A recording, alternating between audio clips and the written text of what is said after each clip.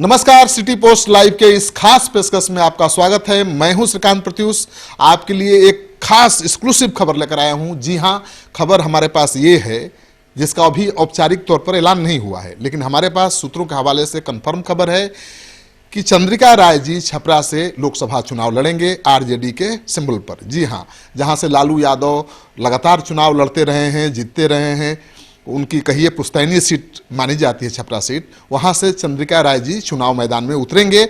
और चंद्रिका राय के चुनाव मैदान में उतरने से राजीव प्रताप रूढ़ी की चुनौती बढ़ गई है। आइए इनसे बात करते हैं, चंद्रिका राय जी से। सर, क्या आप तो उस इलाके को प्रतिनिधित्व पहले से ही करते रहे हैं, विधानसभा चुनाव भी वहीं से लड़ते रहे हैं, अभी ये लोकसभा का चुनाव लड़ने जा रहे हैं, कितना बड़ा चुनौती है? अभी टिकट डिक्लेयर हो जाने दीजिए, उसके बाद ऐसे तो हम लोग बराबर काम करते ही रहते हैं, 24 घंटा अपने क्षेत्र के ही लिए काम करते रहते हैं। और अगर पार्टी हमें उम्मीदवार बनाएगी तो लड़ूंगा और अच्छे से लड़ूंगा। नहीं, राजीव प्रताप रूढ़ी से मुकाबला है? कोई बात नहीं, किसी से भी मुकाबला हो। मैं वहाँ से 6 बार से मिले रहा हूँ। मेरे क्षेत्र से कभी रूढ़ी कभी भी कोई दूसरी पार्टी नहीं जीती है। प्लस सारे चीज़ों को मिला जुला करके वहाँ कोई कठिनाई नहीं होगी। लेकिन सर, वहाँ का चुनावी मुद्दा क्या होता है?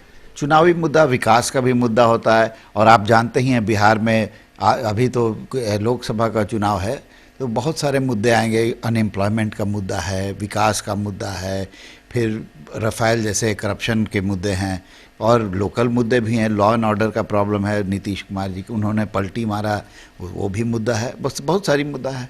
लेकिन राजीव प्रताप रूढ़ी कैसे लालू जैसे दिग्गज नेता के परिवार को यानी राबड़ी देवी को हराने में कामयाब हो गए?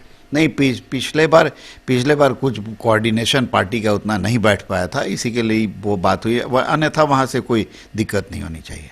इस बार चुनावी मुद्दा विकास ही होगा। विकास बहुत सारे मुद्दा हैं, एक दो थोड़ी मुद्दा है। अनएम्प्लॉयमेंट का मुद्दा है, वादा खिलाफी का मुद्दा है, राफेल का मुद्दा है, करप्शन का मुद्दा है, बहुत सारे मुद्दे हैं जिस पर बातें होंगी। अपने स्टेट को स्पेशल स्टेटस देने की बात है, जिसमें सारे वादों के खिलाफ उन्होंने काम किया है। वो सारे मुद्दा है वहाँ पर। लेकिन सर, राजीव प्रताप रूढ़ी सांसद हैं, मंत्री भी रहे हैं, और उनका दावा है कि उन्होंने बहुत काम किया है। आप संतुष्ट हैं उनके दावे से? उन्होंने एक काम नहीं किया। मैं इतना ही बता दूं, मैं सिर्फ आपको एक उदाहरण देता हूं कि काम अगर किए रहते तो एक हम लोग के यहाँ पट्टी पुल है जिसका मरम्मती हुआ था 10-15 लाख रुपए से। वो काम किए रहते तो उसका उद्घाटन थोड़ी करने जाते। इस तरह की बातें हैं, वो कोई काम उन्होंने नहीं किया है। आपको ये भी पता होगा, अभी न्यूज़ चैनल्स में आ रहे थे कि उनके 16 करोड़ रुपये सांसद कोष के ही बाकी रह गए थे। तो क्या काम किया होगा उन्होंने? और सारे 5 साल के पैसा समेट करके उन्होंने अंत में अभी जा करके एम्बुलेंस, कुछ 40 एम्बुलेंस खरीद करके देने का काम किया। अगर ये पहले दे दिए रहते तो कितने सैकड़ों लोगों की जान बच जाती। सर, आप बताइए कि वहाँ का राजनीतिक जो जातीय समीकरण कैसे महागठबंधन के अनुकूल है? वहाँ तो पूरी तरह से अनुकूल है। यादव हैं, मुसलमान हैं, पिछड़ी जाति के लोग हैं, अब साहनी हैं, कुशवाहा हैं, सारे लोग तो अब साथी हैं।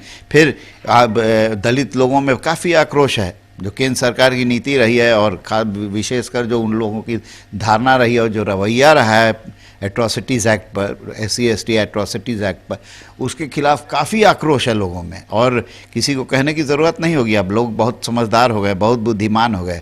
भारतीय जनता पार्टी का रवैया समझते हैं लोग, इसलिए कोई वोट देने नहीं जा रहा है। और हम लोगों की तो पैठ सब जगह, सब जातियों में, अग्री जाति, सवर्ण जातियों में भी हम लोगों की काफ़ी पैठ है। सर, वहाँ आप जा रहे हैं चुनाव लड़ने छपरा लोकसभा से, वो लालू यादव का क्षेत्र रहा है, आप लालू यादव के समधी भी हैं। वहाँ लालू यादव मुद्दा होंगे, क्योंकि लालू यादव आज जेल में हैं, कई घोटालों में फंसे हैं, मुद्दा होंगे? लालू यादव तो हमेशा मुद्दा रहेंगे वहाँ पर, और लालू यादव एक तरह से शक्ति भी रहेंगे आरजेडी के वहाँ पर। तो लालू यादव तो लोगों के मन कण-कण में, छपरा सारण के कण-कण में, मन-मन में, जन-जन में बसते हैं। सारा अगर आप छपरा को आप देखेंगे तो अगर विकास के कार्यों को देखेंगे तो लालू यादव छोड़ करके कोई किसी का नाम नहीं ले सकता है। चाहे जयप्रकाश यूनिवर्सिटी हो, इंजीनियरिंग कॉलेज हो, रेवा घाट का पुल हो, रेल चक्का फैक्ट्री हो, और इंजन फैक्ट्री हो, जितने बड़े बड़े कार है, नवोदय विद्यालय हो, सेंट्रल स्कूल हो, सारे पर लालू यादव का नाम अंकित है, सारे चीज़ों पर। और अभी वर्तमान जो MP हैं उनके नाम पर अंकित है। जो हम लोग का शुगर मिल था, मढ़ौरा का शुगर मिल था, उसका नाश करने का लोगों ने काम किया। तो ये सब बातें हैं जो आएंगी। नहीं, आपकी पार्टी कहती रही है कि लालू यादव को फंसाया गया है, उनके परिवार को फंसाया जा रहा है, तो ये भी मुद्दा बनाएंगे आप? बिल्कुल बिल्कुल बनाएंगे, बिल्कुल फंसाया जा रहा है उनको, षड्यंत्र के तहत फंसाया गया है उनको। अब अदालत का जो मानना है वो अलग बात है, अदालती लड़ाई चलती रहेगी, मगर पब्लिक के मन में यही है कि उनको फंसाया गया है। कितना खटकता है लालू जी की कमी? बहुत खटकता है, बहुत खटकता है। वो सबके इंस्पिरेशन रहे हुए हैं सारे लोगों के, मगर उनके वहाँ रहने पर भी इंस्पायर्ड हैं लोग कि उनको उनके बातों को आगे ले जाना है, सामाजिक न्याय की धुरी को मजबूत करना है और आगे बढ़ाना तो है। ये दबाव तो आपके मन में होगा ही कि आप लालू यादव के पुश्तैनी सीट से चुनाव लड़ने जा रहे हैं, आपके ऊपर मानसिक दबाव होगा कि भाई इस सीट को जितना जरूरी है लालू की प्रतिष्ठा के लिए। नहीं, कोई दबाव नहीं है। अगर हमको टिकट मिलता है तो हम पर कोई दबाव नहीं उस तरह का। मैं एकदम कन्फर्म्ड हूँ कि इस बार सीट हम लोग यहाँ से नहीं जाएगी। तो लालू की प्रतिष्ठा बचाने की कोशिश करें। प्रतिष्ठा बचेगी ही, नहीं बचने का सवाल कहाँ है। तो आपने देखा कि चंद्रिका राय जो लालू यादव के समधी हैं और बिहार के कदावर नेता हैं, इनका जो पारिवारिक पृष्ठभूमि है वो भी बहुत शानदार रहा है। इनके पिताजी भी बिहार के मुख्यमंत्री रह चुके हैं, तो पारिवारिक पृष्ठभूमि राजनीतिक रहा है और एक कदावर नेता हैं, बिहार सरकार में मंत्री भी रहे हैं और काफ़ी शालीन व्यक्तित्व के नेता माने जाते हैं। तो अब राजीव प्रताप रूढ़ी की चुनौती बढ़ने वाली है, क्योंकि अब उनका मुकाबला चंद्रिका प्रसाद राय से होगा। आपको ये कार्यक्रम अच्छा लगे तो अपने दोस्तों के साथ इस वीडियो को खूब शेयर करिए। अगर आपने अब तक हमारा यूट्यूब चैनल सब्सक्राइब नहीं किया है तो जरूर कर लीजिए। आपका सहयोग समर्थन लगातार मिल रहा है, उसके लिए बहुत बहुत आभार। नमस्कार।